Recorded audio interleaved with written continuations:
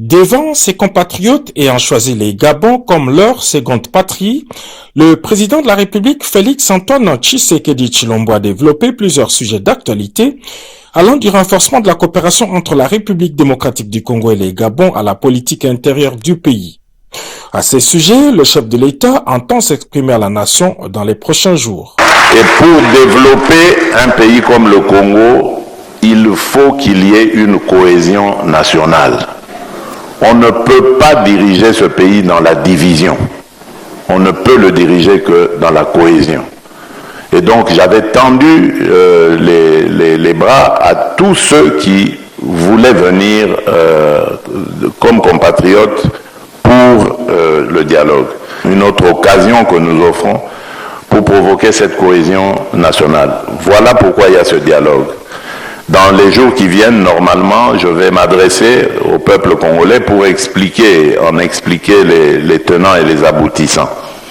Mais d'ores et déjà, je peux vous dire que ce dialogue ne ressemblera en rien à tout ce qu'il y a eu comme dialogue dans notre pays. Ceci dit, les uns et les autres doivent prendre leur mal en patience.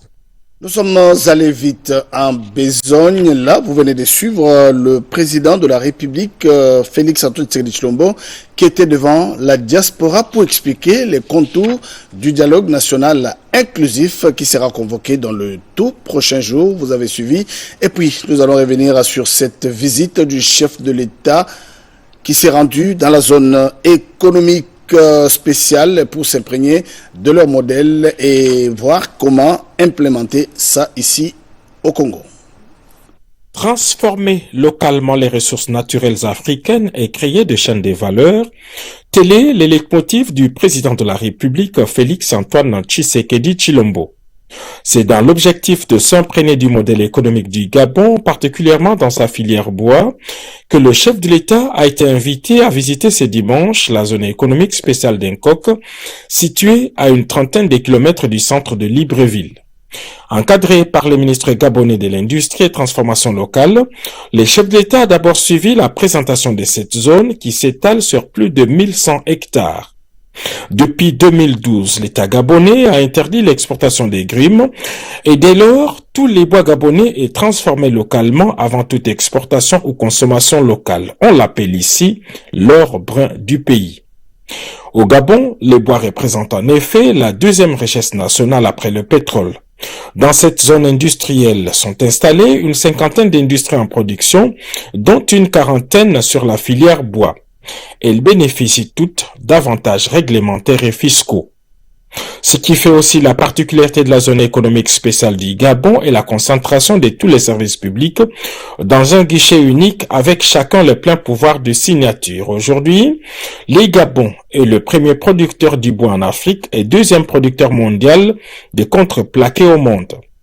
C'est ce modèle économique que le président de la République, Félix-Antoine Tshisekedi Tshilombo, veut implémenter en République démocratique du Congo pour valoriser la filière bois.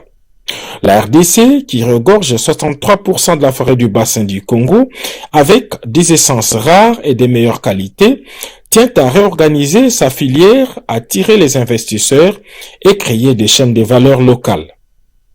Le chef de l'État a terminé sa visite par la salle d'exposition des produits du bois gabonais. Comme veut la tradition, il a planté un arbre en signe de reboisement de nos forêts.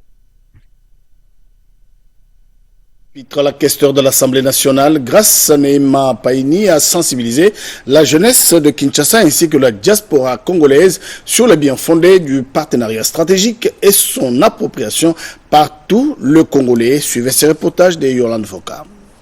Elle était face à la jeunesse, la questeur de l'Assemblée nationale, l'honorable Grace Neema Paini, a sensibilisé cette frange de la population sur la contribution de la diaspora congolaise et l'appropriation du partenariat stratégique entre les USA et la RDC, signé le 4 décembre 2025 à Washington. The diaspora possesses much more than just contributing financially. La diaspora congolaise contribue beaucoup sur le plan financier. En plus, elle a la connaissance, l'expertise, l'expérience. Elle peut aider dans le réseautage sur le plan professionnel. It can connect American companies with opportunities in the DRC.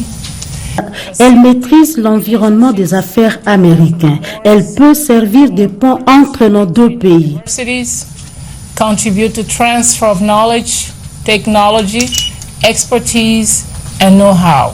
Pour Grasne Mapaïnigne, ces partenariats stratégiques constituent une véritable opportunité pour l'RDC à tirer davantage profit de ces minéraux stratégiques. A Congolese person living in the United States does not necessarily need millions of dollars. Les Congolais qui vivent aux États-Unis n'ont pas besoin des millions de dollars pour contribuer au développement de leur pays. Ils ont l'expertise, l'expérience, ce qui est une contribution significative. Constitute a significant contribution. Un jeu de questions-réponses sur l'apport des uns et des autres a ponctué cet échange. Cette rencontre de sensibilisation fait suite à la mission effectuée aux États-Unis il y a quelques mois à la 14e édition annuelle d'AGOA. En Afrique du Sud, la RDC renforce sa présence économique en Afrique du Sud, à Durban. La ministre d'État, ministre des Affaires étrangères, Thérèse Kayikwamba, a visité l'immeuble récemment acquis par le CEC, une infrastructure appelée à devenir un véritable outil de promotion et de valorisation des ressources minières. Sandra Nyanki.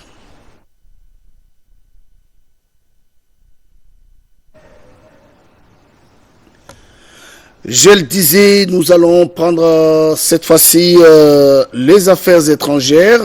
Comme je le disais, la RDC renforce sa présence économique en Afrique du Sud, à Durban.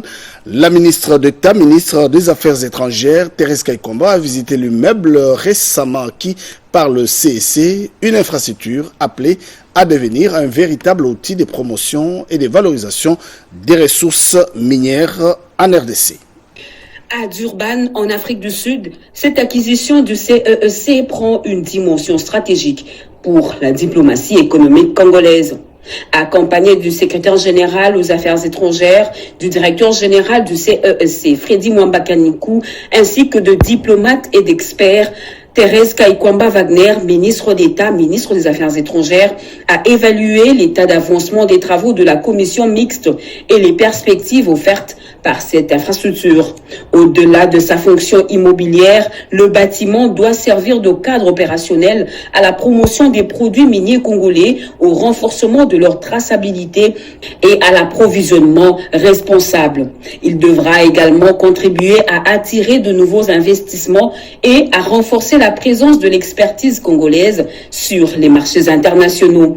À l'issue de la visite, la ministre d'État a salué l'engagement et la vision managériale du comité de gestion du CEC, une initiative qui s'inscrit dans la volonté du gouvernement congolais de mieux valoriser les ressources minérales de la République démocratique du Congo et de défendre ses intérêts économiques conformément à la vision du président de la République, Félix Antoine Tshisekedi Tshilombo. De mettre à jour tout cela et d'avoir une visite où on a des résultats tangibles. Je pense que ce sera une priorité pour nous de voir comment avancer sur ce protocole. Je vais certainement lui glisser un mot là-dessus.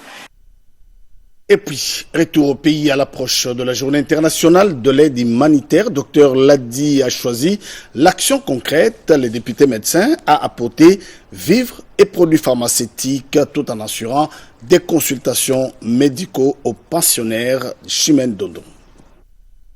En prélude de la journée internationale de l'aide humanitaire, célébrée chaque année le 19 août, pour rappeler le devoir d'assistance universelle et l'exigence suprême de la dignité humaine, l'honorable docteur Ladi Yangotikala, l'élu de Kisangani, a fait le choix de traduire le principe de la représentation nationale en acte de terrain. Élu du peuple parlementaire engagé, il s'est rendu au chevet de pensionnaires de l'hospice du Veillard de Cabinda afin de leur apporter un soutien matériel, médical et institutionnel. Alliant sa charge parlementaire à sa vocation scientifique, le député médecin ne s'est pas limité à un geste de solidarité matérielle.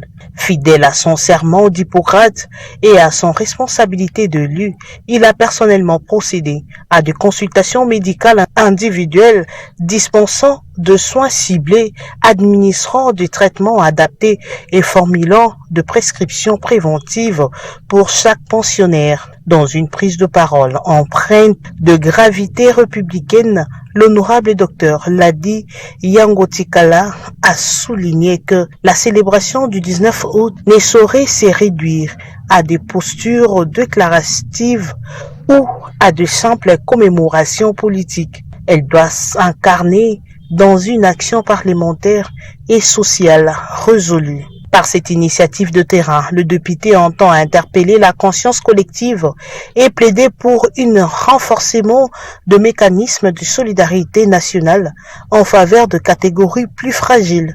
Cette démarche sur le terrain constitue une illustration concrète de la doctrine du peuple d'abord, affirmant avec force que la santé publique, la protection des vulnérables et la dignité humaine doivent demeurer le cœur battant de l'action républicaine. Et puis, Rodé Panda nous amène à Brazzaville. Les infirmiers de la RDC et ceux du Congo-Brazzaville étaient dans une session de formation de 5 jours dont la clôture est intervenue le vendredi dernier pour le renforcement des compétences managériales des infirmiers. Cette session de formation à l'intention des infirmiers responsables des institutions et structures médicales des deux pays, la RDC et la République du Congo, a été consacrée au renforcement des compétences managériales des infirmiers sur la qualité des soins et les raisonnements cliniques, essentiellement basés sur l'analyse systémique, l'accueil et le triage des patients, mais aussi la transmission écrite, telle est la matière clé que ce haut cadre. Les infirmiers ont échangé durant 5 jours. 2 grandes oratrices belges, Madame Dominique Lemeny et Martine Vanchor, sont venues partager leur savoir et expérience avec les praticiens de deux Congos. Cette session a fermé ses portes le vendredi 14 août 2026 en présence du président de l'Ordre national des infirmières, Kombadjeko. Les participants de la délégation du Congo-Brazza à ces assises se disent très satisfaits. Nous avons reçu l'invitation du président pour participer à cette formation qui, pour nous, c'est une valeur ajoutée. Et parmi ce que nous avons appris, il y a l'analyse systémique, il y a l'accueil écrit des patients. Nous sommes venus à cette formation qui a duré 5 jours et nous en sortons riches de plusieurs compétences. Nous mettrons toutes ces compétences que nous avons acquises ici, nous les mettrons en pratique. Avant la clôture définitive, le président Kombadjeko a concilié cette formation à la vision du chef de l'État Félix Tshisekedi, basée sur la couverture santé universelle. Les leaders communautaires de Walikale ont plaidé lors d'une réunion de restitution ici à Kinshasa pour la conservation et le développement durable de Walikale, une réunion organisée par la coordination de la société civile de Walikale présent à Kinshasa.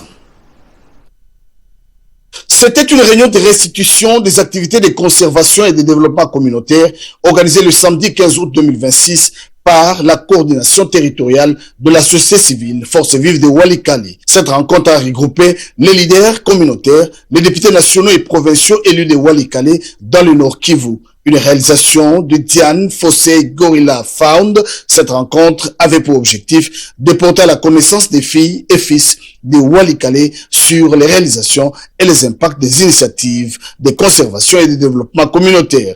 À l'issue des échanges, les participants ont salué les efforts de la DFGF dans la restauration et la protection des espèces animales et végétales jadis menacées de disparition. Tous reconnaissent que la biodiversité constitue une véritable opportunité de développement durable pour Walikale. Personnellement, je venais de découvrir la profondeur des réalisations effectuées dans les territoires de Walikale par Diane Fossey, alors que nous pensions que Walikale ne devait compter que sur le secteur minier pour se développer.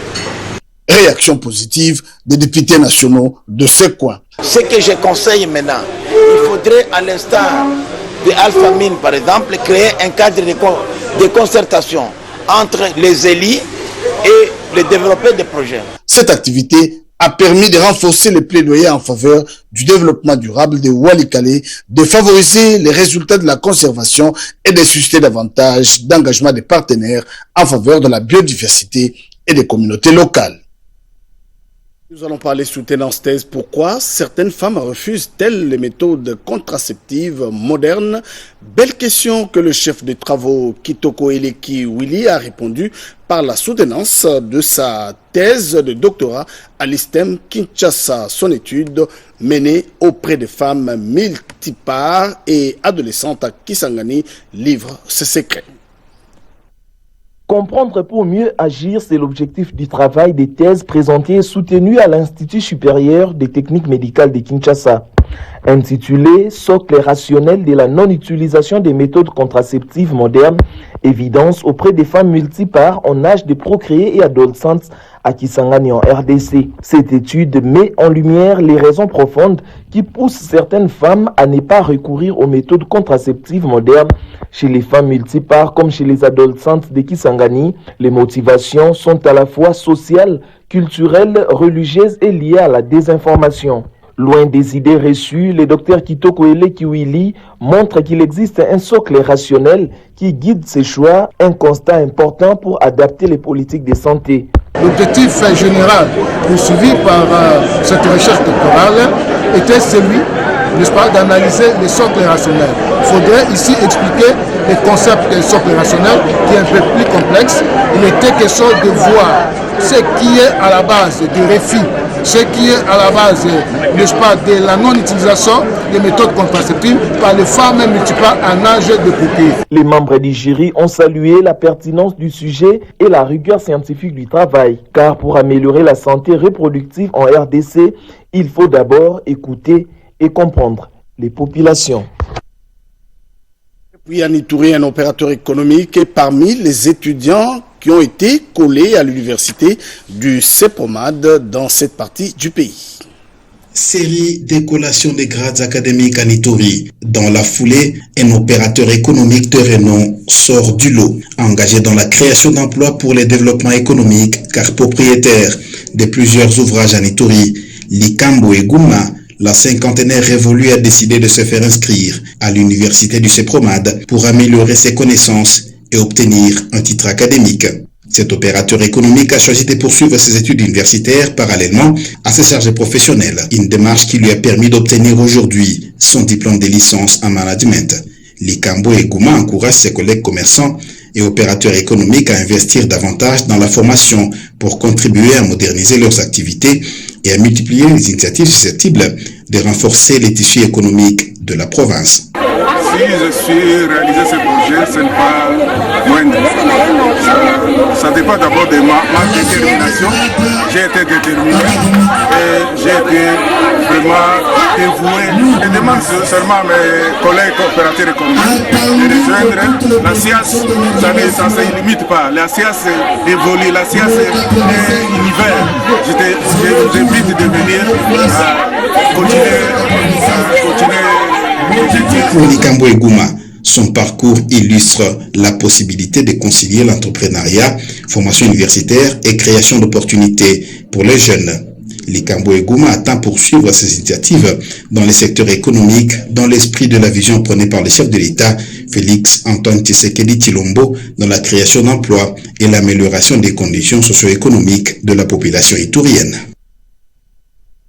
Au Katanga, précisément à Likasi, le parti d'Eliezer Ntambwe se mobilise pour sensibiliser la population dans une démarche, dans une mobilisation citoyenne pour appeler tout le monde à l'unité derrière le garant de la nation, le président de la République, Félix Antoine Tshisekedi Tshilombo, et soutenir le dialogue inclusif. C'est la salle La Perle dans la commune de Likasi qui a servi de cadre à cette grande mobilisation citoyenne. À l'initiative de l'ASBL Wakati et tout, de nombreux habitants, cadres de la société civile et leaders locaux se sont réunis pour réfléchir à la contribution du Katanga à l'édification de l'État. Dès l'ouverture, Jean-Rémy Kanyama, coordonnateur national de l'ASBL Wakati et tout et président fédéral de l'Action commune pour la République KCR, parti politique cher à Eliezer Ntambwe, ministre délégué en charge des anciens combattants, a donné le ton en appelant à faire de la province le cœur d'un nouvel élan patriotique.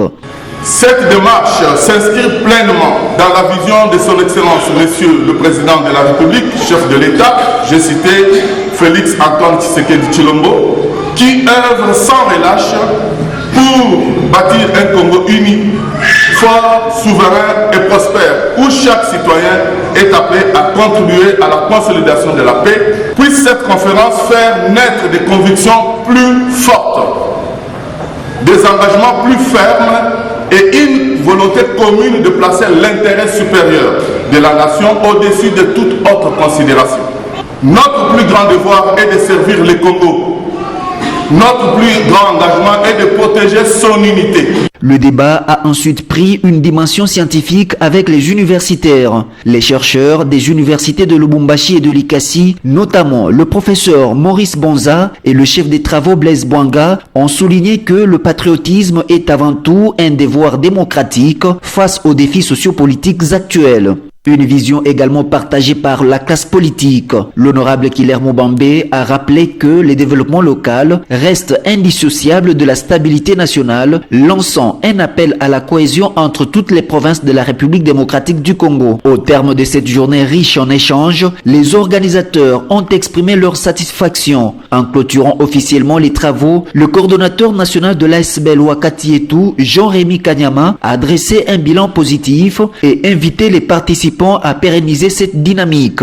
À travers cette initiative, Eliezer Tambwe, président national du parti politique ACR, est présenté par Jean-Rémy Kanyama comme une référence dans la promotion de l'unité nationale et du développement. C'est donc un pari réussi pour l'ASBEL Wakati Etou et l'ensemble des intervenants à Likasi. Au-delà des échanges, cette rencontre aura permis de réaffirmer un engagement commun, celui d'un Haut-Katanga uni, conscient de ses responsabilités et déterminé à contribuer à la construction d'un Congo fort et indivisible.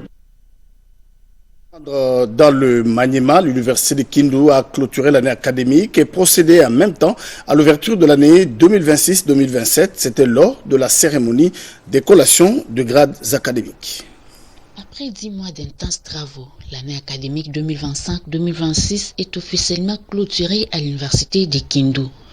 Au cours d'une cérémonie solennelle organisée pour cette fin, à présence du gouverneur de province Moussa Kabankobi Moïse et plusieurs autres autorités académiques des institutions de l'SRS dans le Maniema, le recteur de l'UNIKI, le professeur Deogracias Kimenya, colle les grades académiques aux 1161 lauréats de son établissement. 304 licenciés en master et 857 bachelors sont déversés sur le marché de l'emploi ces jours par l'université de Kindu. Ils sont des domaines juridiques, psychologiques et de l'éducation, sciences sociales, administratives et politiques, économiques, agronomiques et de la médecine, prêts à rendre service à la nation. Une année se clôture, une autre s'ouvre. Outre les multiples réalisations accomplies durant l'année qui s'achève, pour l'année académique 2026-2027 qui pointe à l'horizon, les recteurs de l'UNIKI projettent plusieurs autres priorités, notamment l'assurance qualité avec une évaluation obligatoire des enseignants, l'informatisation totale de l'administration universitaire, le plaidoyer pour la mécanisation des agents nouvelle unité de l'université de Kindu et autres. Randambo Jimaï, le secrétaire général de l'UDPS, secrétaire adjoint Tshisekedi, est en Boujimaï de Obizibou pour le respect des instructions de la hiérarchie du parti en prêchant la réconciliation. Joséphine Liondo. Les lignes bougent à l'UDPS Tshisekedi. Arrivé ce week-end en Boujimaï, le chef-lieu du Kasaï oriental, la délégation conduite par le secrétaire général adjoint Théobizi Boubalola, a été accueillie par une forte mobilisation des militants. À la permanence du parti, meetings et consultations avec les différentes structures de la fédération ont marqué le début de cette mission consacrée à la mise en œuvre des circulaires 002 et 003. Au menu orientation, séance de travail, mais aussi un appel renouvelé à l'unité et à la discipline. Kaka mosala oto salaki na mbandaka pe na kananga yango pe secrétaire général atindi to sala pe awa. C'est la continuité de ce que nous avons fait à Mbandaka et à Kananga. Le secrétaire général Augustin Kabouya nous a envoyé ici pour unifier les partis. selon la décision prise par la haute autorité du parti qui a demandé à chacun de se mettre à sa place et nous avons obtempéré. Nous vous demandons de faire de même. Pardonnons-nous mutuellement car notre unité fait la force du président Félix Tshisekedi.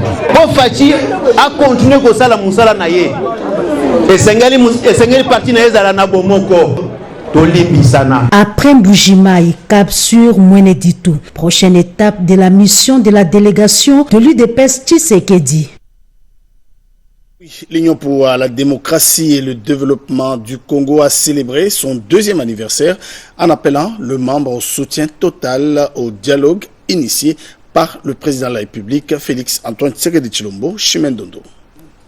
2 ans d'existence, mais déjà une ambition clairement affichée. L'Union pour la démocratie et le développement du Congo, UDCC, a célébré son 2e anniversaire au CEPAS. Devant le cadre militant et nouveau adhérent, le président national Charles Bamana a réaffirmé son soutien au chef de l'État, Félix Antoine Tshisekedi Tshilombo, notamment aux réformes institutionnelles et au dialogue national. L'UDC était le premier parti à prôner les réformes institutionnelles ou les réformes de la Constitution. Nous sommes obligés, qu'on le veuille ou pas, si nous voulons la refondation du Congo, nous devons revoir notre Constitution. Qu'il souhaite voir organiser un combat dans le Congo central. L'UDC a toujours dit que le dialogue se passe au niveau du Congo. Et pourquoi pas, nous devons faire la promotion de nos villes. Nous avons la ville sainte de Kamba là-bas qui existe. Je pense que la ville là, c'est notre ville à nous, qu'on puisse mettre ce dialogue-là à Kamba là-bas. Autre temps fort, l'investiture de la fédération de Lukunga, signe d'une implantation qui se poursuit. Le secrétaire général a dressé un bilan positif et annoncé de nouvelles actions de terrain, marches de santé, actions de solidarité et adhésion dans plusieurs fédérations. L'UDCC entend ainsi transformer cet anniversaire en véritable tremplin pour la suite. On termine ce journal par la religion 1926-2026. Cela fait exactement 100 ans d'existence de la paroisse Sainte-Thérèse de l'Enfant Jésus de Mouila-Mbongo et à l'occasion, une grande messe d'action de grâce a été dite. L'évêque Didiofa salue la bravoure de tous ceux qui ont concouru à maintenir cette paroisse en forme. La célébration du centenaire de la paroisse Sainte-Thérèse de l'Enfant Jésus de Mouila-Mbongo marque un jubilé de foi commémorant 100 ans d'existence chrétienne, d'évangélisation et d'engagement communautaire au service des fidèles de cette localité.